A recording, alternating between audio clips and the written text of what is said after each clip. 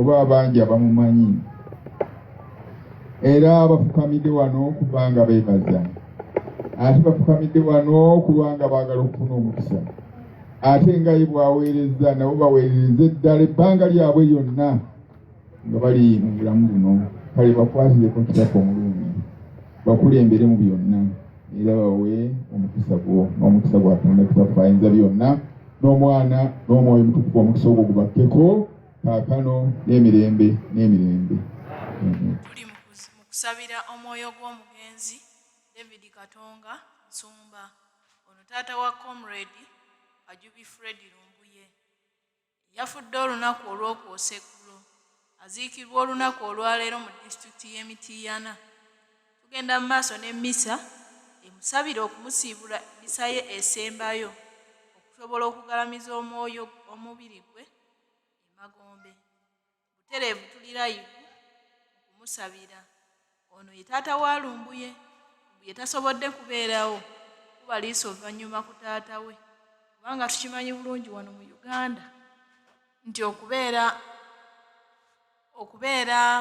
ku ludda oluvuganya gavumenti kuba musango. Bw'atyo ne Lumbuye bamukwatira ebweru w'eggwanga ne bamuganya kukomawo mu nsi ye, ne bamukkiriza ali ku mawanga. Ndowooza baliddiza mulambo kubanga n'okujja okuziika obuziisi taata we tekisobose. Eyo gavumenti ya Museveni, His Excellency Robert Kyagulanyi Ssentamu, gy'atugamba buli lunaku okulwanyisa okujjawo tusobole okubeera n'eddembe, kubanga kitaawe okufa okujja okumusiibula ne kikulema olw'okusirwa kuba kitolina busobozi, wabula olw'okubanga gavumenti eriko ebyo byekola. Nga tugenda okuzzaayo omuzindalo wa MC atwala program kampite bafaaza mujje wano buli omu bigambo by'okusaasira mu dakiika 2 era n'abakatuliki mwenna muwanike ku mikono tulabe abakatuliki. Mukama yeebazibwe. Katonda yeebale nnyo, Katonda yeebale ddala njakuweerezanga emirembe gyonna njakuweerezanga okuteekeza.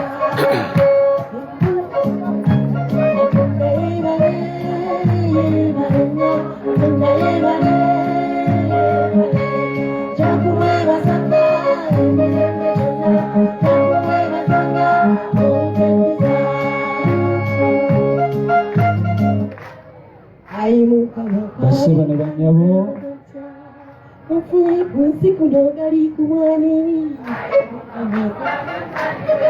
kale abayimbi mwebale nnyo mwebale ddala tujja kufuna obudde tukayimbe kale kakabawoomedde nnyo akatuliki bangi wano bakwano b'omugenzi ndowooza kabakoledde kale tunaakaddamu naye faaza ayogere mu dakiika ze 2 ate ne faaza omulala. Abooluganda baagalwa naddala bakitaffe mu Katonda Right Reverend Mutebi Bishop Emeritus, bassebo abaawule ate n'ababuulizi n'ekkwaya, abakulembeze mwenna mu bitiibwa eby'enjawulo okuva mu gavumenti eyawakati ate ne mu gavumenti ya Ssaabasajja, abakulu b'ebika mo naddala abakulu enju eno, abakulembeze b'ekibiina ekyenkyukakyuka ekya National Unity Platform, abataka mwenna okuva ekyengera, okuva ettanda ate n'okuva ekaggaba. Nyaniriza nnyo Honorable Teddy Nambooze, omubaka omukyala owa disitulikiti ey'Empigi, Honorable Sejemba OC5 Chairperson ow'Empigi, ate era tuwaniriza nnyo Honorable Alex Waisa Mufumbiro, Deputy Spokesperson ow'ekibiina kya National Unity Platform. Olw'enju wano tuliwo ffe mu biti bingi. Okusooka tuli wano nga balirwana Bob Enzi Davis Nsumba, era mu kiti ekyo ffe tumuyita kitaffe, kubanga kitaffe omugenzi Joseph Kaweesa mwe tuva n'abalala ttiimu nnene eri awo bensaba bayimirireko, abasinga tebasobodde kujja. Kitaffe omugenzi Kaweesa yatukwasa kati omugenzi Davis Nsumba n'atugamba nti ono mubalekedde ng'omu ku bakitammwe, era nga yamutukwasa wamu ne taata Sennindye naye waali awo. N'olwekyo ono tetuzze kumuziika buziisi, naye tumenako oluganda olwo lwe tusiba olw'omukwano gwe baalina ne kitaffe omugenzi Joseph Kaweesa agalamidde Bajja mu Buddu.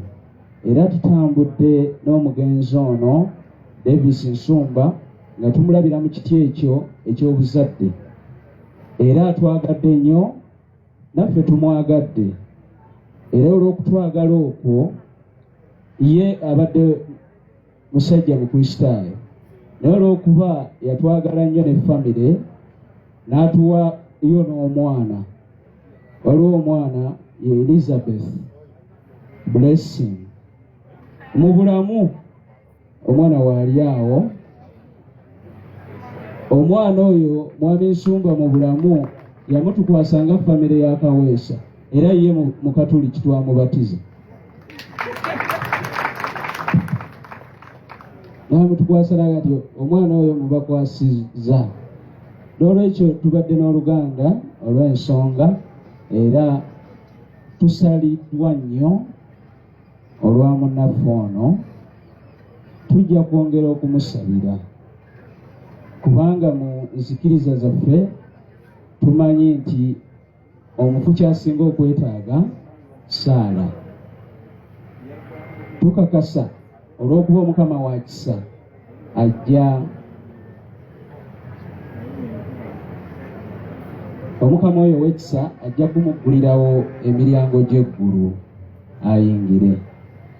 Ndeebaza nnyo aba Church of Uganda olw'okutukulembera obulungi kazino. Kanyanjule bano bendi nabo ku lw'ennyumba ya Joseph Kaweesa, ate ne ku lwa Namwandu Kaweesa, ate era munzikirize ku lw'abataka b'e Kaggaba. LC1 Chairperson namulabye, ate ne Ali Haji Kasujja. Katuweeye Saala, ate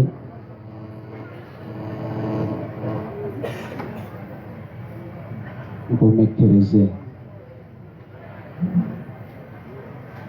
Ayi Katonda omulungi ow'ekisa, tukwebaza olw'obulamu bw'omuddu wo Davis Nsumba. Ebirungi bye wamuwa ku nsi tubigabanyeeko, tubikwebaza. Ebyo byonna ebitagenze bulungi mu bulamu bwe, akooba omuntu akaakata bulamu kasisinkana ekisa kyo. Nyaffe Bikira Maria gwe atusabira bulijjo eri Katonda, musabire muwolereze, ate Omukama asobole okulaba amaaso ge. N'omukisa gwa Katonda omuyinza buli kantu paati ne Mwana ne Mwoyo Mutuukirivu gumubeereko awumule emirembe. Amiina. Wano badde Dr. Ronald Sengendo, ono ye musika owa famire eyo eya Joseph Kaweesa, ate Father Jerome Luweero okuva mu Wakiso St. Augustine's College. Katukomekereze nga tuvaawo n'oluyimba luno.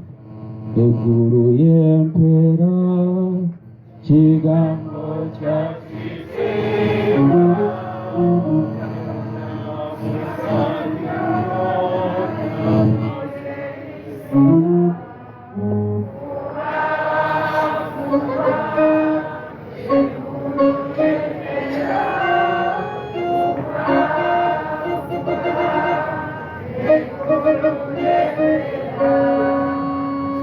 tweyanziza nnyo bafaaza mbakubireko mu ngalo ez'amaanyi. Amannya gange nze Venerable Fred Kironde Ssaabaddiikooni w'Obusaabaddiikooni buno neddira nte era nze Ssempijja ate ono ye Katongole Julius Mumiransanafu. Mukama tuli ba Luganda weewaawo tuli ba Luganda mu kika ebirala temuga nti tugira. Mukama yeebazibwe. Oyo wayiswa mufumbiro twali ffenna ku university sebo. Mukama yeebazibwe. Tusanyuse nnyo okubalaba. Mu kiseera kino ono katutwale mu puroguramu ey'okussaako ebimuli, puroguramu ya speeches n'obubaka. Era twateesezza mumumanyi omusajja ebigambo biba bifunda nnyo. Agenda gezaako bangambye okufunzafunza kuba mudde faaza bw'ayogera abantu abali wano bavudde mu ggwanga lyonna. N'olwekyo obubaka bwo alina engeri gy'agenda obufunza asomako waggulu gye buvudde ky'owadde ani ataddeko omukono. Oluvannyuma tujja genda kwera. Mukama abeere nammwe. Basabo ne bannyabo nsaba muneegatteko. Twebaze bakitaffe mu Katonda abakulembeddwamu mukadde waffe Bishop Emeritus Wilson Mutebi, Bishop waffe omumuze w'obusumba bw'Ekiyinda Mityana oba Mityana. Ssebo tweyanziza nnyo, tweyanzeege. Basabo ne bannyabo era mbasaba muneegatteko. Twebaze Venerand Kironde ne bakadde baffe abamwegasseeko mu kusabira kitaffe mu Katonda era nga abadde musajja muweereza eri ekkanisa, abadde musajja muweereza eri abantu ba Ssaabasajja Kabaka. Basebo ne bannyabo tweyanziza nnyo, tweyanzeege. Ssebo kitaffe mu Katonda mukadde waffe Bishop Wilson Mutebi, tulina abakulembeze benjagala okulaga mu ddakiika emu ate tugende ku puroguramu eddako. Mukama wange nzikiriza nkwanjulire amyuka omwogezi w'ekibiina ky'Abannayuganda era nga mpulidde abantu beeno obugalo bamwagalira ddala era nga naawe omukoonyeekaawo Alex Waiswa Mufumbiro era ssebo tukwaniriza nnyo webale kubeerawo. Mukama wange nzikiriza nkwanjulire omubaka omukyala akiikirira abantu b'Empigi Honorable Teddy Nambooze tuli naye nyabo tukwaniriza. Era ssebo nzikiriza nkwanjulire ssentebe wa district ey'Empigi omukulu Martin Ssejjemba ssebo tukwaniriza. Nzikiriza nkwanjulire omukyala akulira Kunga mu National Unity Platform mu Central Region omukyala Farida Nabatanzi nyabo tukwaniriza. Akulira National Unity Platform mu Kampala District omukulu Amdani Semugomba meya wa Kampala Central ssebo tukwaniriza. Tulinawo naye abasajja bo abavudde wa Kyabazinga kubanga omukulu ono abadde w'abantu bangi. Tulinawo amyuka akulira entertainment mu National Platform bamuyita Swengere omumanyi owa Mama Kalipala ssebo tukwaniriza webale kubeerawo. Era ne tubeerawo n'ekitaffe mu Katonda era nga ono musumba Pastor Andrew Mwangus akulira ebyokutraininga mu kibiina kyaffe kya National Platform ssebo tukwaniriza. Waliwo n'omukyala Namutyaba Silvia akulira abavubuka mu Central n'abakulembeze abalala mwenna mu biti byammwe tubaniriza. Basebo ne bannyabo twebaza bakitaffe mu Katonda abasaaseredooti Reverend Father Jeremiah Mpanga OP wange mu seminaariyo ne Father Luweero mwebale nnyo mwebalire ddala. Puroguramu egenda kutambula bweti. Speeches zigenda kujja mu maaso awo. Nsaba kwaya n'abali mu byuma mugenda tuwa oluyimba lwakusaako muli era bwe bakusoma ng'oteekako ekimuli. Tugenda kusooka n'ekimuli kya Namwandu n'abaana. Namwandu n'abaana baganda baffe aba Supreme Funeral Services omulimu ogwo mukoleko kwaya It is Well oluyimba lwonna olugwa mu mbeera eno. Tulina mukadde waffe tumwerekera mu kitiibwa Mukulu Nsumba akoze ebintu bingi. Akaseera kano kaba kazibu nnyo tugume nnyo Namwandu abaana bamulekwa n'abantu ba Katonda mwonna. DJ Selector tuwakayimba kaseera Namwandu n'abaana nga Cliff and family omuko nga naawe bwetegeka oluyimba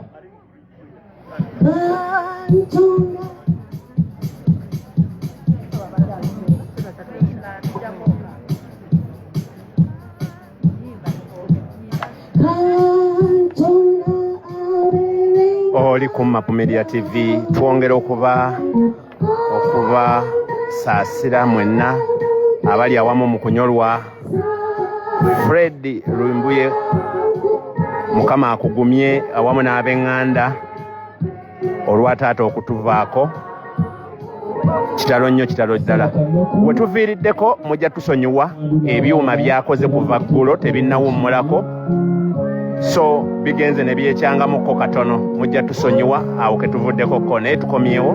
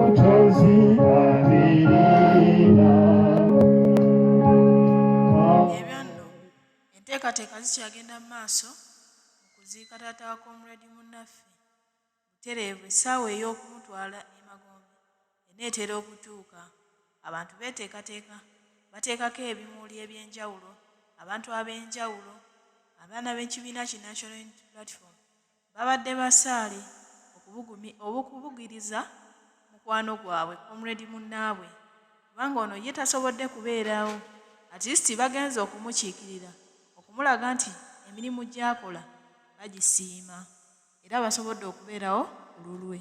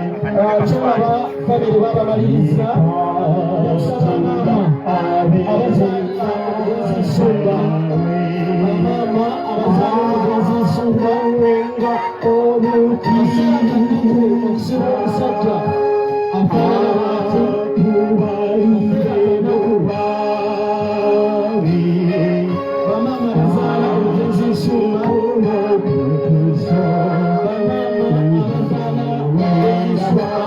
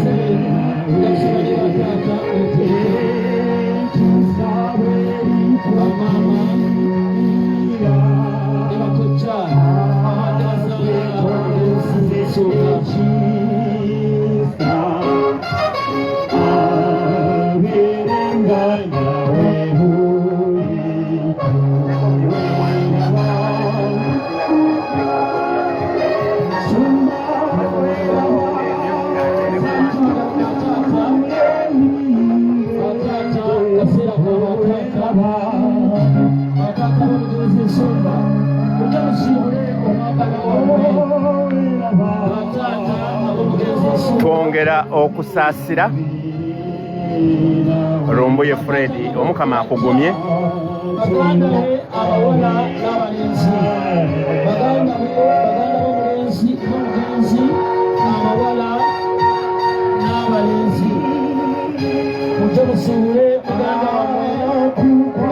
Map Media TV tutuusa okukubagiza kwaffe ali eri ab'ennyumba y'omugenzi kati Taata Nsumba Katogo Davis olw'okuviirwako omuntu wammwe gwemusinga okwagala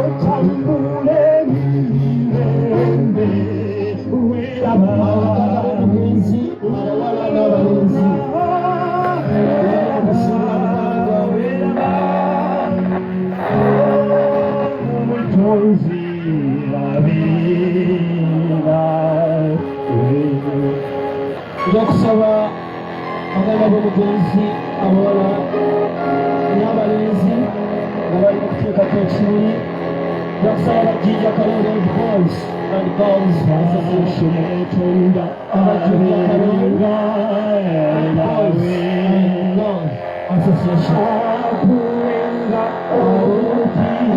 omugenzi abawala n'abalenzi abajjinja Kalongo Association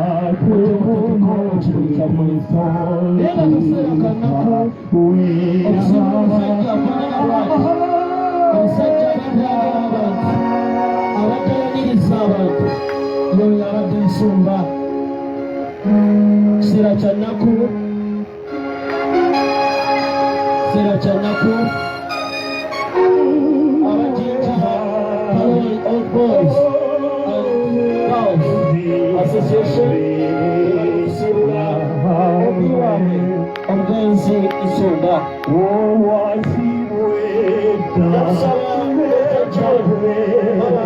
mukwano gw'omugenzi Dr. John Mabale Dr. John Mabale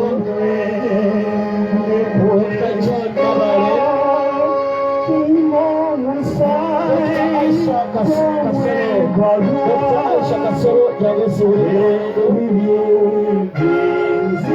yakusaba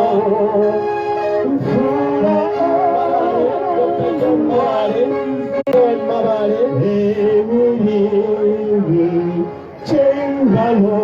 John Mabale